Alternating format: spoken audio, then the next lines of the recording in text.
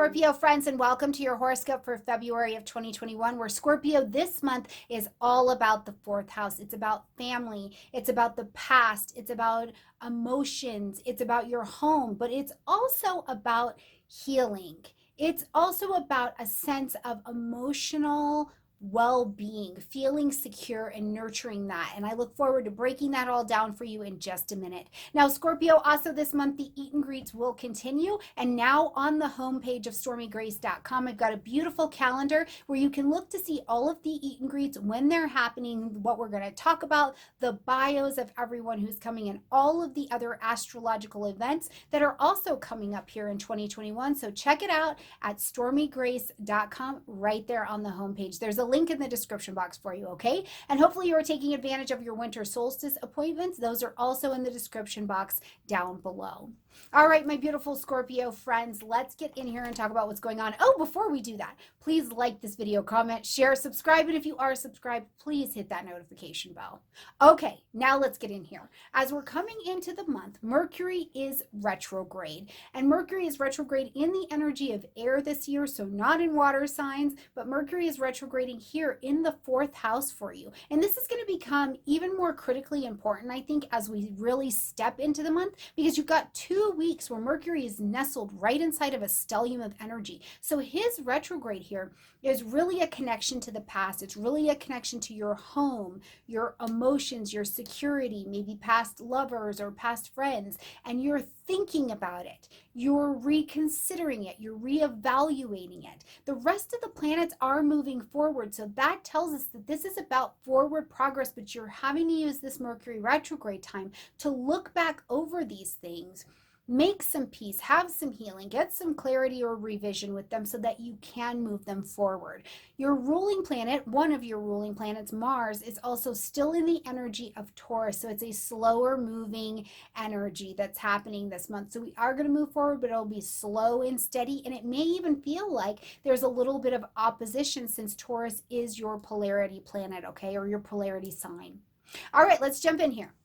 Right at the beginning of the month, we've got Venus into the energy of Aquarius, so lighting up this fourth house space. Fourth house, home, family, real estate, property, your past, your parents, your mother, your emotions, the things that make you feel secure. Certainly your childhood. You as a parent, I think, also live in the fourth house as well. So all of these things that are in a very emotionally sensitive and grounding, deepest portion of our chart are now lit up by the energy of Venus coming in to harmonize, to be diplomatic here, to bring beauty, to bring a magnetism and a sense of ease to this particular area. So for some of you, as Venus comes in here, you'll want to just beautify your home. You're like, ooh, I need to redo these curtains. You know, whatever it is, you could just also be like, oh my gosh, it's 2021.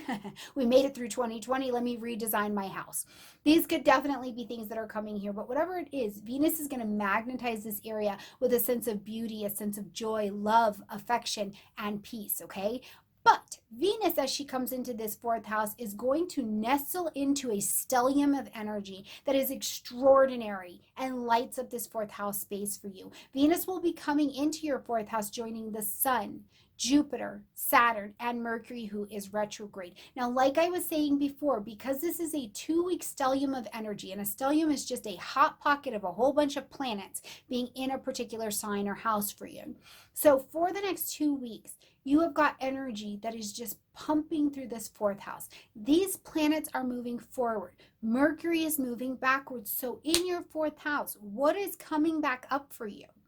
Right? The fourth house is our ancestors, our past, ancient ideas, things from your childhood. Now at this point in 2021, Scorpio, are you re-looking at ideas from your childhood? And it's not like you're trying to change them or anything like that, but that Mercury is retrograde. So you're rethinking them, you're reevaluating them, you're looking at them with 2021 eyes, not 6-year-old eyes, not 18-year-old eyes, right? What are you reassessing? Where are you reassessing what makes you feel secure with this Mercury retrograde, but the rest of the planets are here ready to take you forward. So it's a really nice evaluation place. Now we're going to amplify this stellium on the 11th by having a new moon in the energy of Aquarius. And at the new moon, we plant our seeds of intention to begin something new, begin it fresh, have fresh eyes, fresh perspective, a newness to something in this area.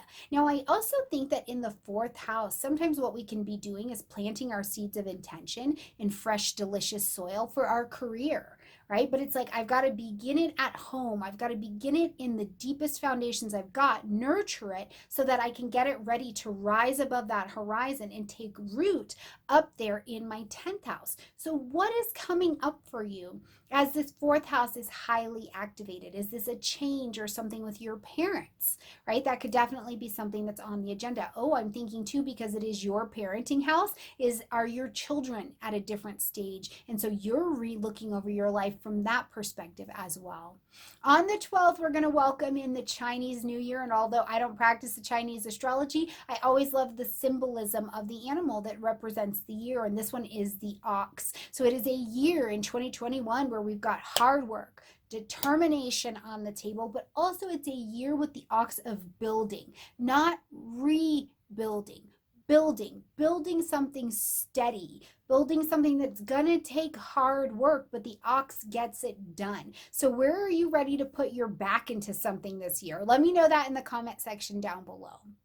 On the 14th, we've got Valentine's Day, and we've got retrograde Mercury in conjunction with Jupiter here in this fourth house. So on Valentine's Day, it's a day where you could have sweet communication happening. You could hear from someone from the past. You could again be in like the nostalgia or the memories of things from your past. Maybe you're talking with a parent or you're talking with a child and you're remembering something from the past, but you're doing it in a way where Jupiter wants to innovate this. He's like, let's learn from this. Let's take the lessons. Let's see this different. Let's detach Aquarius from this a little bit, get away from the emotionalism of it, and see it as something different that we can actually use as a lesson to grow forward with. On the 17th, we're going to see Saturn and Uranus have their first square of the year. Now, Saturn's over here in the energy of Aquarius, so obviously in the fourth house, and Uranus is over in Taurus in your seventh house, that opposite energy. As these two square against each other, first of all, these are a social and an outer planet. So these are things that also will have to do with our community, right? Social things around us that we don't have big control over, but our voices may be needed. But also, down to a personal level, something that you could be dealing with is a place where these are fixed energies. You've been very fixed in this. You've thought that this is the right idea or the right attitude or the right behavior for a very long time. And maybe they have been. But now as these two square against each other, what I will tell you is do not fight the change. Don't resist the change. It's not the time to dig your heels in. You're a fixed energy. These are fixed energies. Don't do it. Allow this square to unroot you just a little bit. Be flexible. Be adaptable. Re-look at your approach to things. What this square is trying to show you that there are old and outdated ideas, beliefs, and actions that are holding you back from progressing forward. So as the square happens, it will demand action, but make sure it's an action of commitment and responsibility, a step-by-step process to get you moving forward and away from behaviors that are outdated in that fixity, okay? On the 18th, we see the sun moving into the energy of Pisces, now lighting up the fifth house space. The sun brings light, heat, life, and vitality. So this is pleasure. This is joy. You're coming into a yearly pleasure peak where it's time to emotionally and maybe even physically have a little vacation. Let some of the year start to come down a little bit, right? Bring a little joy, a self-expression. Maybe things for your children are starting to get very busy or heating up. I mean, February is the month, and at this point, just right before spring break, who knows what that's going to look like in 2021, but are you connecting with children or your own need for a vacation at this particular time? On the 20th, we see Mercury coming out of retrograde at 11 degrees of Aquarius. So all decisions, all contracts, all conversations from that fourth house are ready to go. What did you see? What came up for you? Who did you hear from the past? Now these things are ready. You're ready to take that healing, that sense of emotional well-being on the road and move it forward. This was a healing, reflection, review time for you, but it was like heal it, reflect, evaluate so that we can move on. Essentially, the energies this month were like, let's move on, okay? On the 25th, we see Venus now stepping into the energy of Pisces as well, joining the sun. So magnetizing this could definitely be some romance on the table, or this could also be something where you work from a space of joy and you're able to financially benefit from it. Because it's the 5th house and I think of children as well, you could be spending some money on those kids. You could be investing something around a project with your children, or if this is an adoption or something like that, there could be a higher amount of financial or value exchange on the table.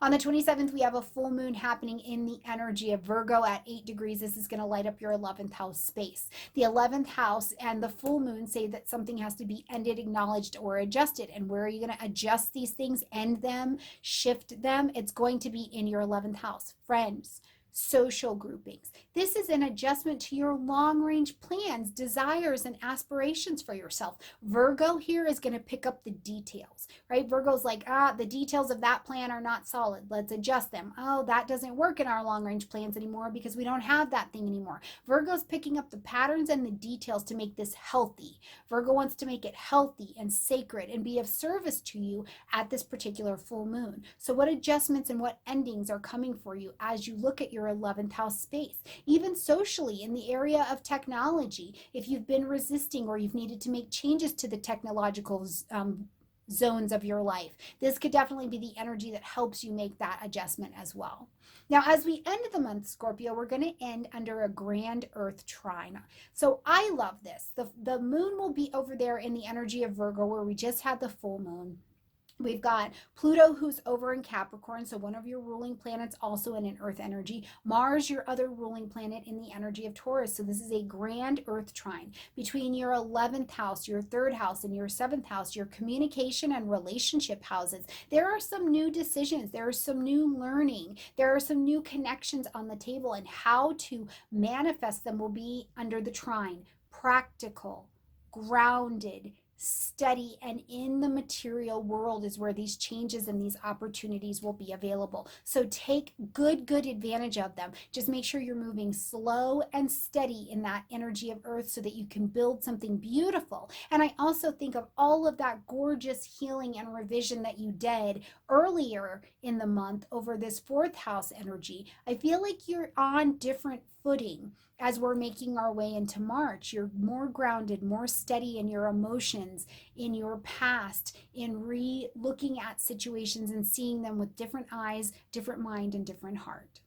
I think it's going to be a very useful and productive month if you allow it to be so, Scorpio. These forecasts are not built to tell you it's all going to be perfect. They're built to give you a little leg up on the energies that are coming so that you can position yourself and your attitude for whatever comes your way this month, okay?